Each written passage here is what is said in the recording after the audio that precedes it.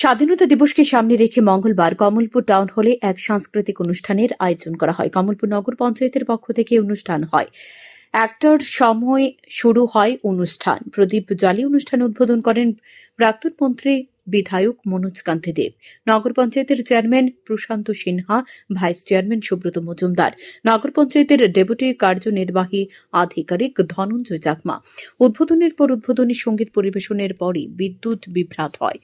অত্যাধুনিক টাউন হলে নিজস্ব জেনারেটর, এসি সবই আছে, কিন্তু এগুলো সব বিকল, যার কারণে অন্ধকার ঘরে ছাত্রছাত্রী ও অভিভাবকদের শ্বাস নিতে কষ্ট হতে থাকে।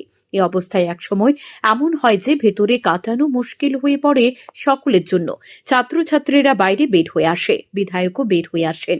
তারপর সকলের মুখে মুখে উঠতে শুরু করে নানা প্রশ্ন কেন এমন অবস্থা হলো? টাউন হলে নিজস্ব জেনারেটর থাকা সত্ত্বেও তা অকেজো, এসি অকেজো, যে স্টেজ রয়েছে তার অবস্থাও করুণ হয়ে আছে কেন?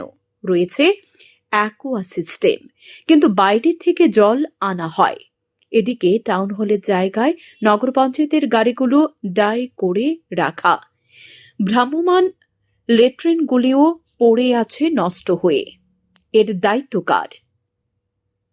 নগর পঞ্চায়েতের চেয়ারম্যান বা নগর কর্তৃপক্ষ কোনোভাবে দায় এড়াতে পারে না। টাউন হল মেরামতের দায়িত্ব কিন্তু কমলপুর নগর পঞ্চায়েতের। সে দায়িত্ব যে তারা সঠিকভাবে পালন করছে না, যা আজকের ঘটনায় প্রমাণ। আমরা গেছিলাম আর কি, আজকে টাউন হলে প্রোগ্রাম ছিল 15 আগস্ট উপলক্ষে। প্রোগ্রামে সব আমরা গিয়ে বসি, সব প্রদীপ উজ্জ্বল প্রদীপ সব জ্বালানি হয়েছে। এরপরে যে সময় সব ভিআইপি তারা বইছে, খালি একটা গান খালি শেষ হয়েছে। এরপরে কারেন্ট গেছে, এরপরে আর কারেন্টও আইসে না, কিচ্ছু হইতেছে না। আমরা তারাই ভিতরে থাকলে অসুবিধা কি? তোমার খুবই অসুবিধা হয়ে যাচ্ছে, ফুটা লাগছে, শ্বাসকষ্ট হয়ে যাচ্ছে, সব দিকে পুরো লাগাই না। এরপরে আমরা আস্তে আস্তে সব প্লান বেরিয়ে গেছে, এখন সবাই মতো বেরিয়ে গেছে। এখন এটা তো প্রোগ্রাম নামে কলঙ্ক হয়ে আছে। এখন খবর প্রকাশের পর কমলপুর নগর পঞ্চায়েতের কতটা সৎ চিন্তায় ফিরে, সেটাই এখন দেখার বিষয়। শান্তন টিভি।